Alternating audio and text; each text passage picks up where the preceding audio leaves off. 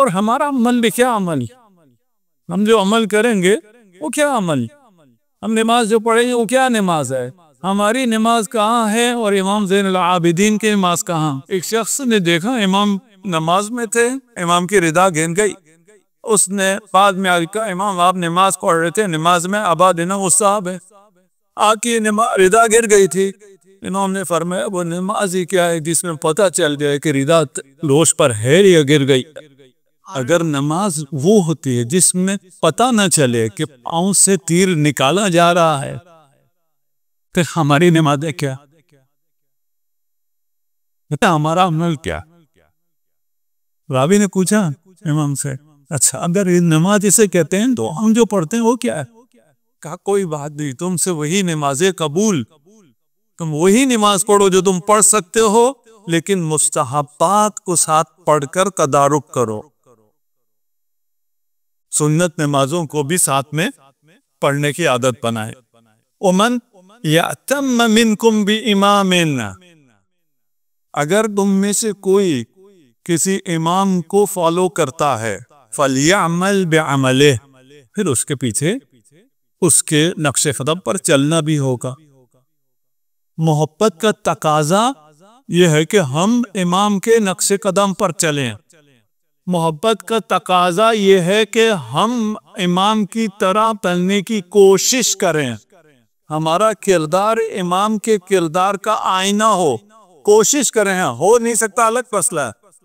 امیر المومنین نے فرمایا کہ تم نہیں پہنچ سکتے ہو مجھ تک، کوشش تو کرو نا۔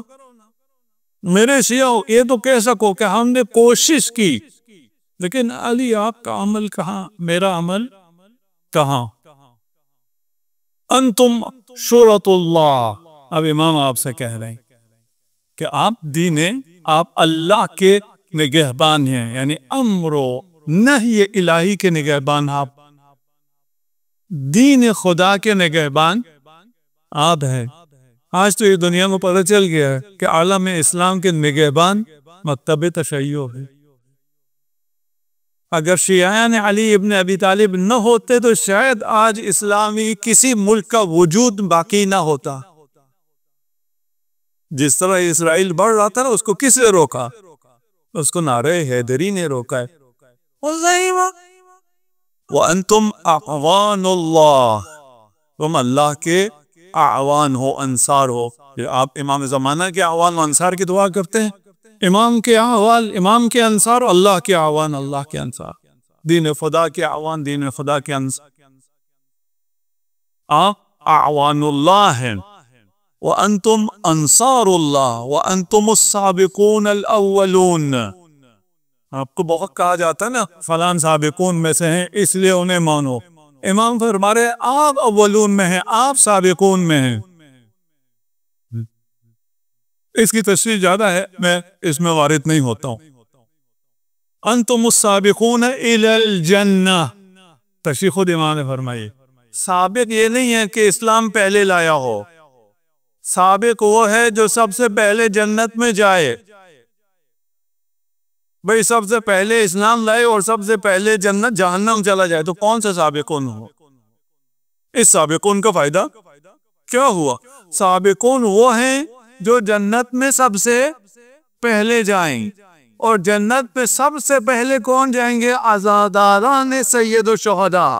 ابھی باقیوں کا حساب کتاب چل رہا ہوگا، وہ عالم محشر میں ہوں گے، لیکن عزاداران سید الشہداء امام حسین کے ساتھ تحت عرش الہی ہوں گے۔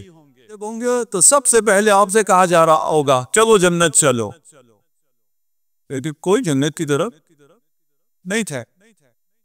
جنت کی دعوت ہے اس عالم محشر میں، آپ نے نفسا نفسی سنا ہوا ہے، وہ بھی ہیں، وہ باقی لوگوں کے لیے، لیکن شیعوں کے لیے نہیں ہے۔ البتہ جو حقیقی شیعہ ہیں، جو شیعہ امام جعفر صادق علیہ السلام، نہ جائیں آپ کو کال آئے کہ آپ کی باری ہو گئی، آپ جنت میں جائیں، تو آپ کو لینے کے لیے جنت کی حوریں آئیں گی۔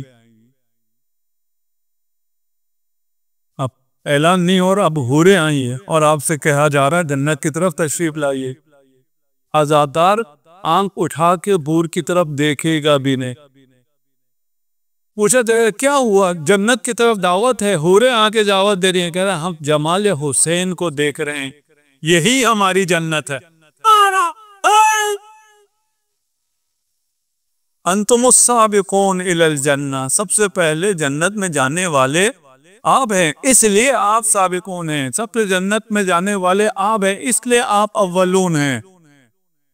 قد ضمننا لکم الجنان بضمان اللہ ورسولہ۔ اللہ اکبر۔